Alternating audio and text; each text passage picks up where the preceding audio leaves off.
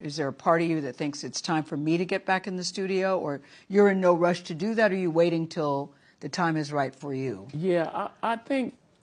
Because we can't use the word retirement for you. Yeah. No, I already did that. I can't do that ever again. I would say I want to make music, but it has to be something important. I don't want to just make a bunch of tunes. For Diddy to come on stage, pat him on his and then make the statement to people in the world that can't nobody call me Sean, but... Is there a part of you that thinks it's time for me to get back in the studio, or you're in no rush to do that, or you waiting till the time is right for you? Yeah, I think 'cause we can't use the word retirement for you. Yeah.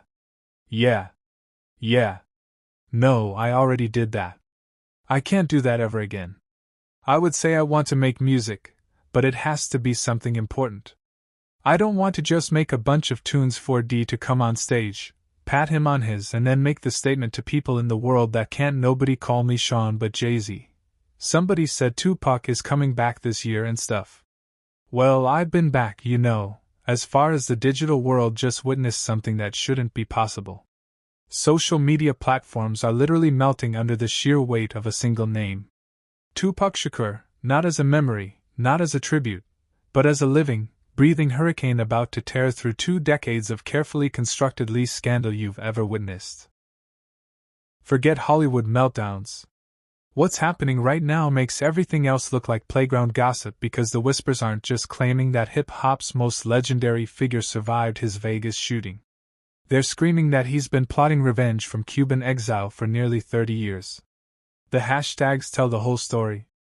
Hashtag Diddy exposed and hashtag Jay-Z secrets aren't just trending, they're dominating every feed, crushing Kardashian coverage and celebrity divorces like digital tsunamis. Twitter's servers are struggling. TikTok is flooded with shaky videos. Instagram has become a battleground of conspiracy theorists and skeptics throwing evidence back and forth like grenades. But this isn't just another internet phenomenon. This is different. This is dangerous because the claims aren't coming from random accounts or attention-seeking trolls. They're emerging from industry insiders, former bodyguards, and people who actually knew the players in this deadly game.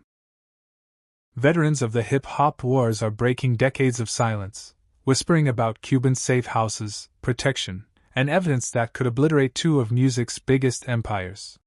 The central claim is nuclear in its simplicity. Tupac Shakur didn't die in 1996. He disappeared. He strategically vanished into the shadows, protected by Fidel Castro's higher-ups, gathering ammunition against the enemies who tried to eliminate him. And now, with Jay-Z and Diddy more vulnerable than they've ever been, he's allegedly prepared to detonate 3 decades of carefully guarded secrets. The question that keeps industry executives awake at night isn't whether this is true. It's what happens to hip-hop's power structure if the world believes it's true. Because in the court of public opinion, belief is often more powerful than facts. The Cuba theory isn't just random speculation. It's built on family connections that run deeper than most people realize. Tupac's aunt, Assata Shakur, has been living in a Cuban asylum since 1984 after escaping from a New Jersey prison. She was a legendary figure in the Black Liberation Army and the Black Panthers. Exactly the kind of refugee that Castro's government loved to protect as a middle finger to American authorities.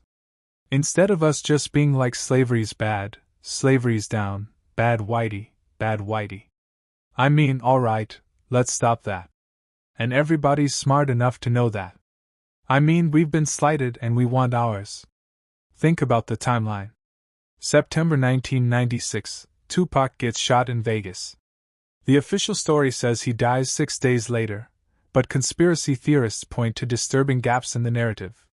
Nobody except hospital staff and his mother ever saw him after the shooting. The coroner's report mysteriously contradicted his known height. The funeral worker who allegedly handled his cremation vanished without a trace immediately afterward. Former security operatives have been whispering for years about late-night flights to Caribbean islands, about body doubles used to complete the illusion, about Fidel Castro himself offering sanctuary to America's most dangerous rapper. The logistics weren't impossible.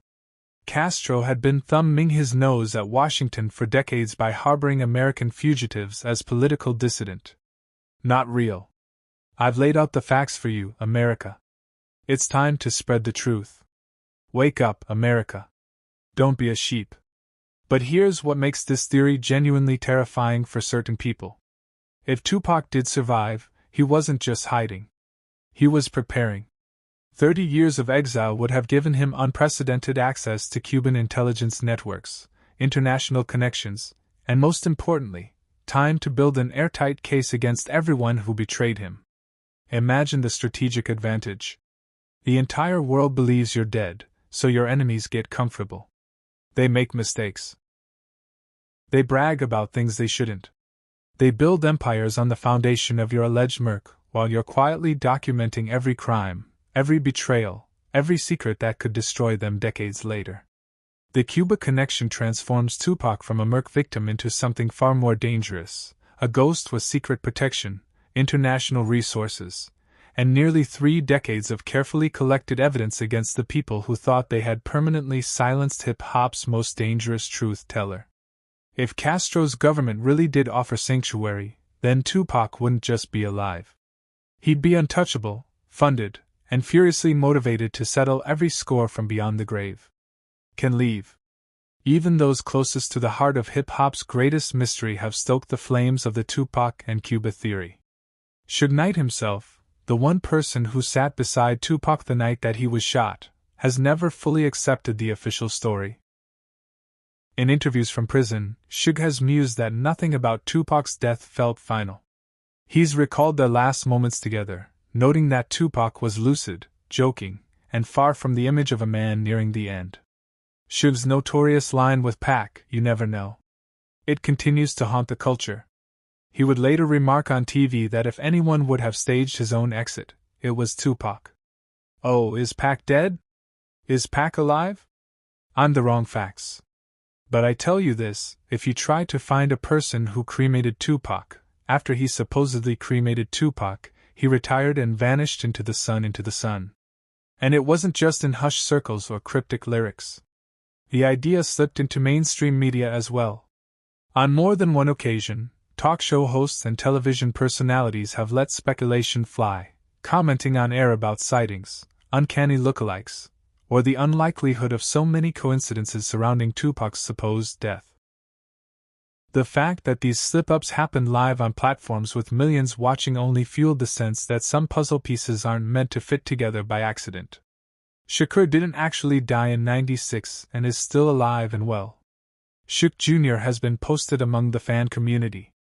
These mounting oddities are seen as more than happenstance. Taken together, the open-ended comments by Suge, the TV host's blunders, the coroner's mysterious report, and Tupac's own lyrics predicting his death, followers insist this can't be mere coincidence. In the swirling storm of rumors and legends, every slip, every ambiguous clue is another reason why Tupac's presence continues to feel uncannily alive. But the real terror haunting industry boardrooms isn't just social media buzz. It's the alleged existence of physical evidence so devastating that its mere mention sends legal teams into panic mode. We're talking about a forbidden manuscript, a comprehensive dossier that conspiracy theorists claim has been locked away in Cuban vaults for nearly 3 decades. This isn't random speculation. Former CIA operatives and intelligence insiders have been quietly suggesting that Castro's regime didn't just offer Tupac sanctuary. They helped him compile what amounts to the most dangerous document in music history. A detailed expose that names names, documents crimes, and connects dots that powerful people have spent billions trying to keep disconnected. So, do you believe that Tupac's alive and well? Supposedly, he's in Cuba working on new material. Industry veterans whisper about chapters detailing financial laundering schemes, systematic artist exploitation, violence coordination, and cover-up operations that reach far beyond hip-hop into mainstream entertainment and international business. The manuscript allegedly reads like a criminal encyclopedia, with Tupac serving as both victim and investigative journalist who spent years documenting every betrayal.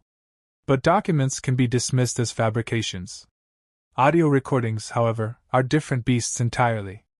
Sources claim that Tupac secretly recorded dozens of private conversations throughout the mid-1990s, capturing Jay-Z and Diddy discussing everything from contract manipulation to violent retaliation against industry rivals.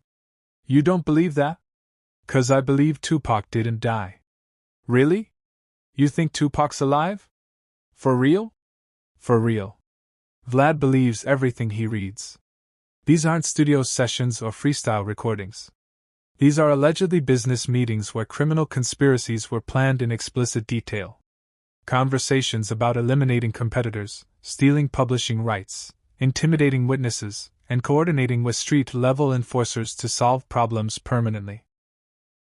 If these recordings exist and surface, they wouldn't just damage reputations, they'd provide prosecutors with smoking evidence for RICO cases. The audio quality doesn't even matter. Voice recognition technology has advanced so dramatically that even degraded recordings from decades ago can be forensically authenticated. Jay-Z's distinctive vocal patterns and Diddy's recognizable speech rhythms would be impossible to fake convincingly, especially